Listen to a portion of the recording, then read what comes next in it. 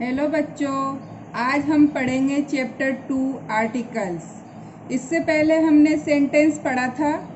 Sentence के मैंने part 1 और पार्ट 2 आप लोगों के साथ शेयर किए थे, जो आप लोगों को बहुत ज़्यादा पसंद आए हैं। और आज मैं आप लोगों के साथ ग्रामर का चैप्टर 2 आर्टिकल शेयर करूँगी। उम्मीद करती हूँ कि ये भी आपको बहुत ज़्यादा पसंद आएगा और इससे आपको पढ़ाई में आसानी भी होगी। तो आइए हम पढ़ते हैं आर्टिकल्स। तो आर्टिकल्स हमारे क्या क्या होते हैं? आर्टिकल्स ए, एन, द, ये हमारे तीनों आर्टिकल्स होते हैं।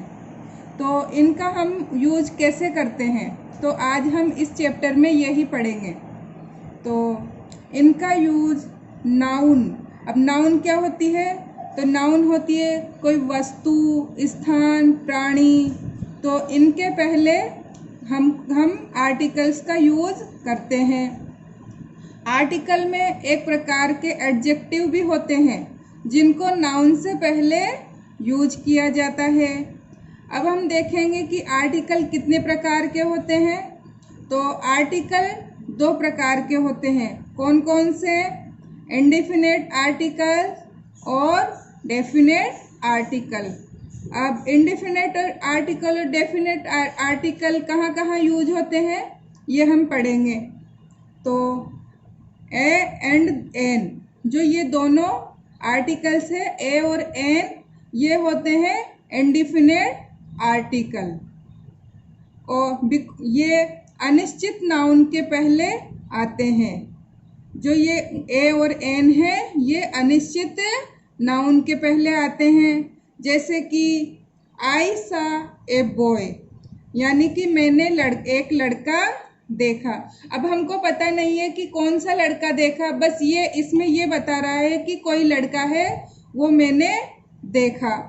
इसी तरह है यू मीट ए गर्ल, तुम एक लड़की से मिले, यानी कि एक लड़की से मिले। अब ये पता नहीं है कि कौन सी लड़की है, तो इसका हमको पूरा पता नहीं है, कोई लड़की है।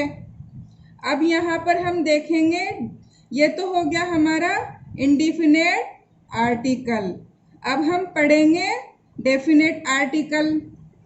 तो डेफिनेट आर्टिकल होते हैं जो निश्चित नाउन के पहले यूज होते हैं। तो निश्चित नाउन यानी कि हमको फिक्स पता होता है कि ये निश्चित नाउन है।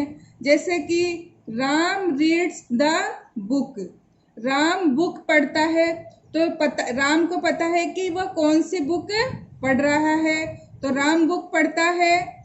इसी तरह the sun rises in the east, जो सन है वो ईस्ट में राइज होता है, तो ये सभी को पता है कि सन ईस्ट में राइज होता है। तो आया आपको समझ में? तो आगे चलते हैं,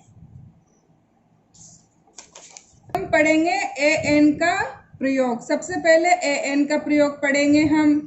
तो ए और एन का मीन एक ही होता है, यानी कि एक के लिए ए और एन आता है।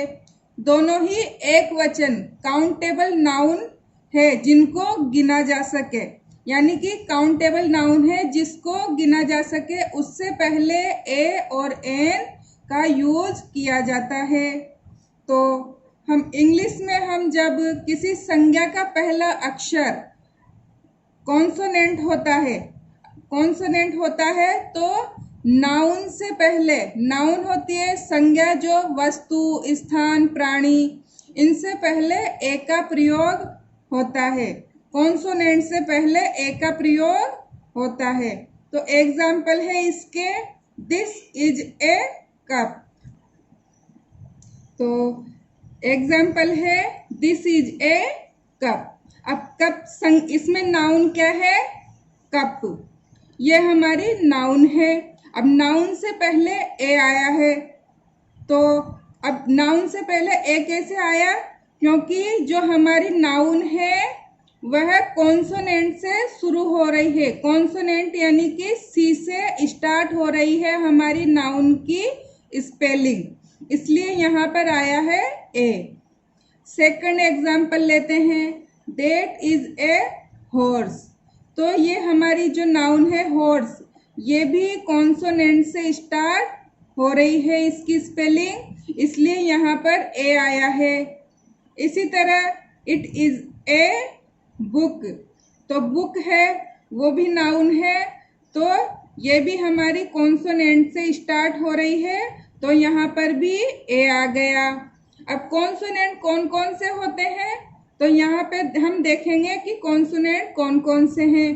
तो कॉन्सोनेंट है B, C, D, F, G, H, J, K, L, M, N, P, Q, R, S, T, V, W, X, Y, Z, ये हमारे कॉन्सोनेंट्स है।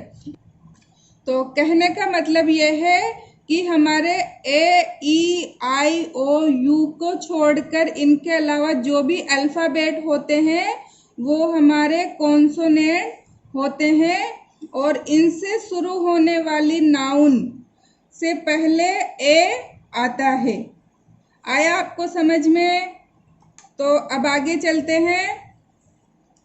जिस नाउन का पहला वर्ड वोवल हो तो उस नाउन से पहले एक के लिए ए एन आता है। इससे हमने पहले कॉन्सोनेंट से शुरू होने वाली स्पेलिंग पढ़ी, अब हम पढ़ेंगे वोवल से स्टार्ट होने वाले नाउन के बारे में। तो जो हमारी नाउन है वो अगर वोवल से स्टार्ट हो रही है तो उससे पहले ए एन आएगा। तो इसके उदाहरण हैं इट इज एन एप्पल। अब ये देखो, जो हमारी ये जो हमारी नाउन है इसके स्पेलिंग देखिए आप, वोवल से स्टार्ट हो रही है। अब वोवल कौन सा है? ए, तो ए से ये स्टार्ट हो रही है, तो इससे पहले आया है ए एन, यानी कि एन आया है यहाँ पर। अब है ही बाइज एन ऑरेंज, वह ऑरेंज खरीदता है, तो यहाँ पर नाउन है हमारी ऑरेंज, तो ये भी वोवल से स्टार्ट हो रही है, तो यहाँ पर ए एन आर्टिकल आया है। अब है दिस इज एन एलिफेंट, यह एक हाथी है, तो ये वाली नाउन भी वोवल से स्टार्ट हो रही है, तो यहाँ पर भी एन आर्टिकल आएगा।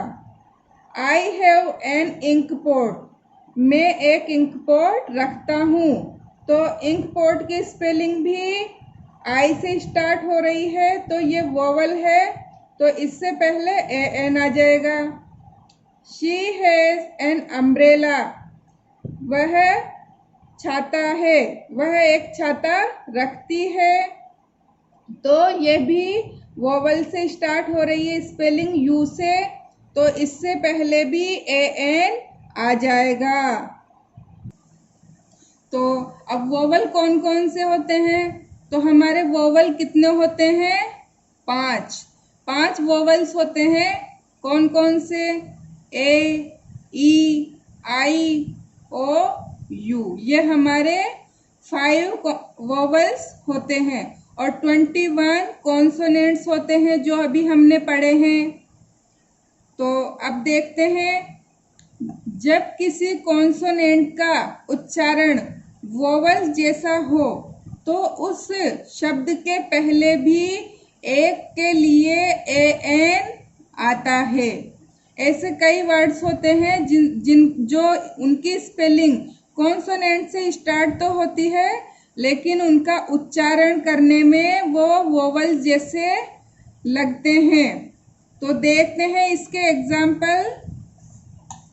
Sunil is an honest man, honest होता है ईमानदार, ऑनेस्ट होता है ईमानदार, तो सुनील एक ईमानदार आदमी है। तो अब यहाँ पे है, यह है हमारा नाउन ऑनेस्ट, तो ये ऑनेस्ट है, ये हो रहा है वो कॉन्सोनेंट से शुरू, लेकिन इसका उच्चारण ऑनेस्ट हो रहा है, यानी ऑनेस्ट।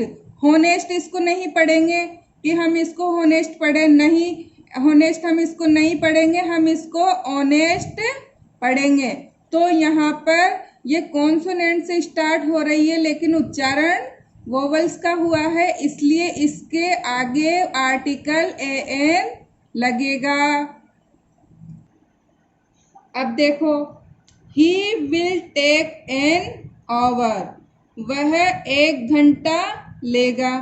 तो यहाँ पर आवर, तो ये इसको हम होवर नहीं पढ़ के ओवर पढ़ेंगे, जबकि ये कॉन्सोनेंट से स्टार्ट हो रहा है लेकिन इसका उच्चारण इंग्लिश में ओवर होगा।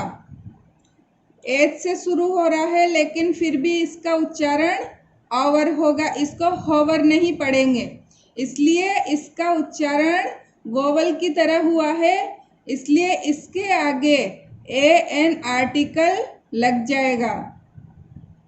तो आगे देखते हैं नेक्स्ट नियम। यदि किसी शब्द का पहला वर्ड वोवल हो किंतु उसका उच्चारण कॉन्सोनेंट जैसा हो तो उसके पहले ए एन की जगह ए आता है। तो अब देखिए, अभी जो हमने नियम पढ़ा उसका ये उल्टा है। उसमें था कि जो वोवल्स कॉन्सोनेंट से मीनिंग स्टार्ट हो रही थी लेकिन उसका उच्चारण क्या हो रहा था, वोवल का हो रहा था, इसलिए वहाँ पर ए एन आया था। अब यहाँ पर होगा कि मीनिंग तो जो है वो वोवल से स्टार्ट होगी लेकिन उसका उच्चारण कॉन्सोनेंट की तरह होगा, इसलिए उसके आगे हम आर्टिकल ए लगाएंगे। तो देखते हैं कैसे। तो एग्जाम्पल है इसके, it is a useful book, यह एक यूजफुल बुक है, लाभदायक बुक है। तो देखिए ये यूजफुल, अब ये जो स्पेलिंग है ये यू से स्टार्ट हो रही है, तो यू क्या है, एक वोवल है, लेकिन फिर भी इसका ऊजफुल नहीं हुआ, इसको हम ऊजफुल नहीं पढ़ के हम इसको यूजफुल पढ़ेंगे। तो ये क्या हो गया, इसका उच्चारण कॉन्सोनेंट की तरह हुआ है, तो इसके आगे हम आर्टिकल ए लगाएंगे। इसी तरह ही इज ए यूरोपियन, वह एक यूरोपियन है, तो ये जो स्पेलिंग है ये ई से स्टार्ट हो रही है, इस नाउन की स्पेलिंग है वो ई से स्टार्ट हो रही है वोवल से, लेकिन इसको हम यूरोपियन नहीं पढ़ के इसको हम यूरोपियन पढ़ेंगे। तो इसका जो उच्चारण है वो कॉन्सोनेंट की तरह हो रहा है, इसलिए यहाँ पर आर्टिकल ए लगा देंगे।